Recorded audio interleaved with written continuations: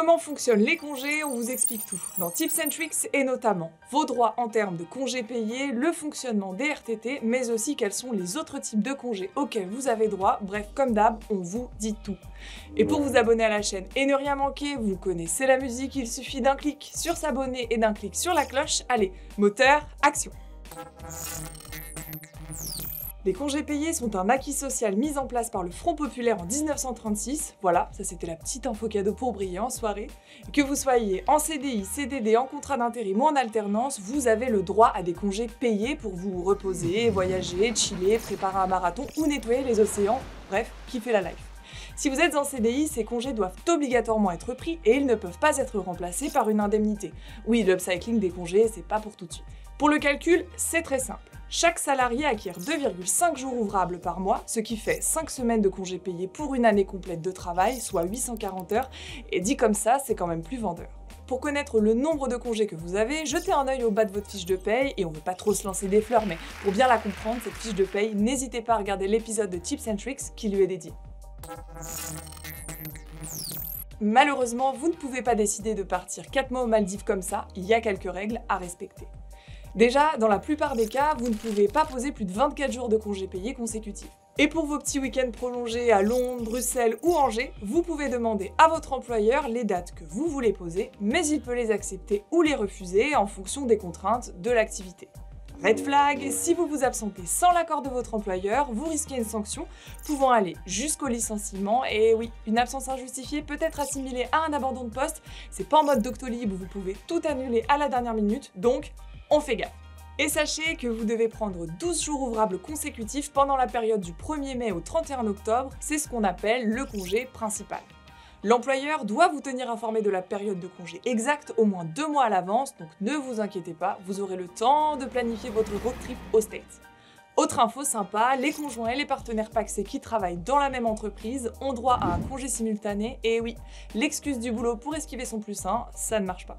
Et sinon, les jours de congé non pris, ça se reporte?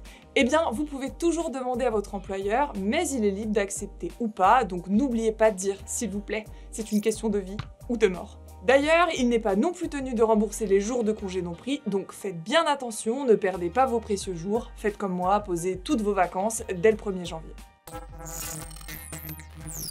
RTT, 3 lettres magiques qui signifient rien tout le temps, ou plutôt réduction du temps de travail, et ça on aime, on adore.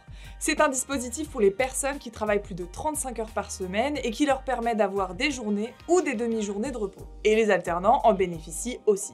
Il existe 2 options de calcul, la méthode au réel et la méthode forfaitaire, rien à voir avec le forfait de ski. Au réel, ça veut dire que les RTT sont calculés au fur et à mesure des heures de travail effectuées dans la semaine. Par exemple, si vous taffez 37 heures cette semaine, vous avez le droit à 2 heures de RTT. Avec la méthode forfaitaire, chaque année, vous bénéficiez d'un nombre de jours de RTT défini à l'avance, ce qui évite les calculs relous. Vous pouvez demander à poser vos jours de RTT quand vous voulez, mais l'employeur peut aussi imposer des jours de RTT à toute la boîte pour faire le pont, par exemple.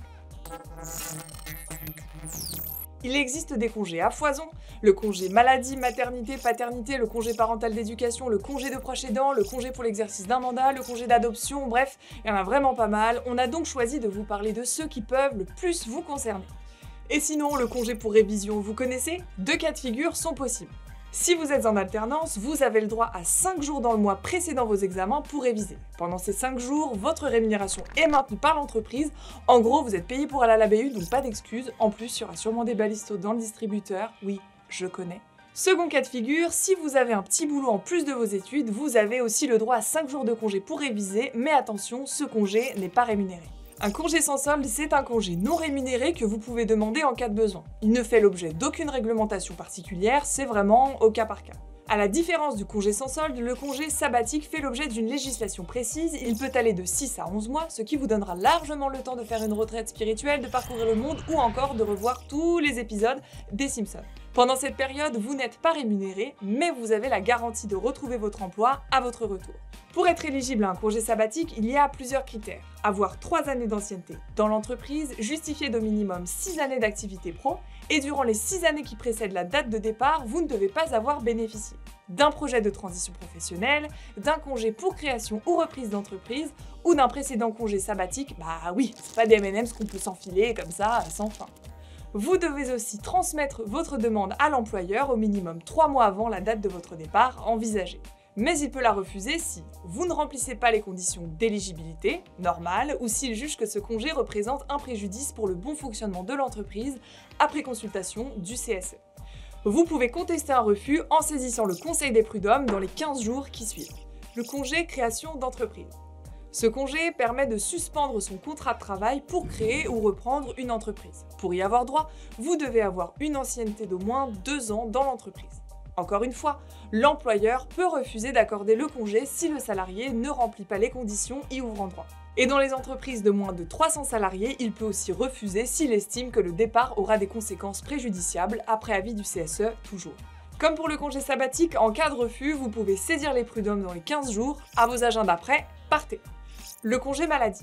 Si vous êtes malade, vous devez fournir à votre employeur votre arrêt de travail sous 48 heures. Vous serez indemnisé par l'assurance maladie suite à un délai de carence de 3 jours.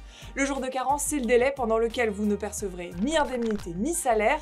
En bref, on n'aime pas les carences. Les congés pour événements familiaux. Naissance, mariage, Pacs, décès d'un proche, quand ces événements surviennent, vous pouvez bien sûr vous absenter. La loi fixe une durée minimale pour chaque circonstance. Par exemple, c'est 4 jours pour un mariage ou un Pacs, 1 jour pour le mariage d'un enfant ou 3 jours pour l'arrivée d'un enfant adopté. Mais une durée plus élevée peut être fixée par la convention ou l'accord d'entreprise. Alors n'oubliez pas de lire les petites lignes en taille 4. Le congé déménagement. Alors désolé, mais il n'existe pas de congé légal en cas de déménagement. Dans certaines boîtes, vous pouvez en bénéficier si la convention collective, un accord d'entreprise ou un usage le prévoit. Donc on lit bien les petites lignes et on se renseigne avant de poser un jour pour faire ses cartons. Voilà, on espère qu'avec toutes ces infos, vous avez de quoi planifier vos congés sur l'année, voire de vous réorienter RH expert des congés. Et pour aller plus loin, on vous conseille le podcast de Pauline Léniaud et son épisode « Comment bien gérer son absence au travail et son retour après une longue durée » et le podcast « Travail en cours » et l'épisode « Allongement du congé paternité, une avancée pour l'égalité salariale ». Et comme d'hab, on vous met toutes les refs dans la description de la vidéo et on se retrouve très vite pour un nouveau Tips and Tricks.